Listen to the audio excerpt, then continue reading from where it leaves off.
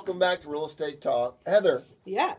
we're talking about the 3 steps to financial freedom. And I got to tell you, old buddy, I really related to the Chevy Equinox. And it just, very few people like you in the real estate community. And I'll get a phone call on this, but here's what I mean by it. You know, people come to real estate agents because they look for guidance, and you're dealing with the largest transaction that most people have in their entire lives. Yeah. And sometimes as real estate agents, we forget how much stress is in that situation. Yeah. And because no matter what happens, the real estate agents are getting their 3 or 6%, whatever it is. And so to have somebody like you that is humbled in dealing and having the privilege to work with the largest commodity in the world, real estate, right? Yeah. I find it very refreshing, and we need a lot of I'm sure that all the real estate agents have got a story, right? But, you know, I'm selling a piece of property right now, and I had a real estate agent drive up, and a, gazillion-dollar BMW, gets out with his, Nordstrom's coat on and his perfect hair and his shined silver shoes, and walked through my property. He goes, "What are you listening to?" And I told him, he goes, "It never prays." I said, "Thank you for your opinion, and thank you for the time in your day to stop by. Have a nice day," right? And so those are the guys that I don't really feel like they help our industry. Heather, on the other hand, does Real Estate Concierge. You can go out to owntx.us and get signed up. They got all these fancy tools. Let me tell you about Heather. She's kind of, well, you're not a millennial, are you? I am not. You're the next gen. What are you? I'm like 1979, so I guess I'm Generation X. I'm 79, so am I a baby boomer or Generation X?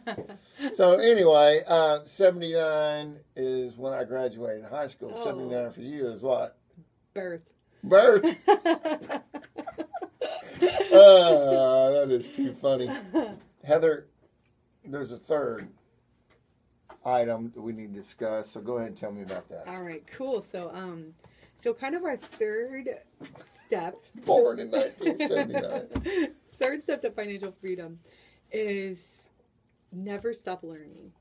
All right, never stop learning. So this might sound a little cheesy, but again, like in the very beginning of the show, we were talking about how painful change is, right? So just when you get over that change, guess what? You're probably going to change again. And you're going to change again and change again and change again. So that is most likely going to happen. It's consistent in life, and it's a great thing. I don't know why we see it as such this bad, debilitating, hard thing. But anyway, so you better get used to it. And you know what? You've done it a few times, so you're probably going to be good at it or better at it if you can just have that mindset. But you got to stop. You got to never stop changing. And you cannot ever stop learning. And so anyway, you're going to do that, and that's going to help you continue to like build new financial goals. So when the ones that you've been operating on as of today, maybe what you learned from your parents, but obviously it's not working for whatever reason, that might be outdated. It might be rusty or antiquated, but it's time to like, let's adjust, let's listen to new stuff, and let's try it. And when we work with somebody that we believe in and that we trust, like earlier again we were talking about Dave Ramsey and Mark Cuban.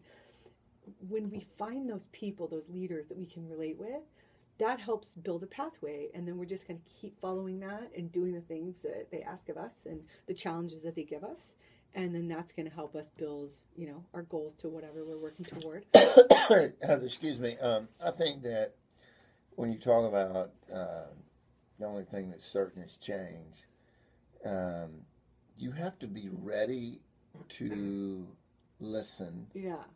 And you have to be at a point, because you mentioned, your parents or whatever.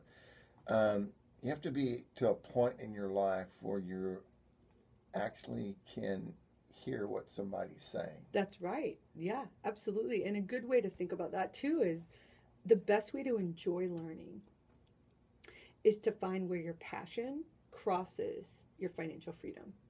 Because a lot of times passion somehow one way or another involve money, somehow, some way, right?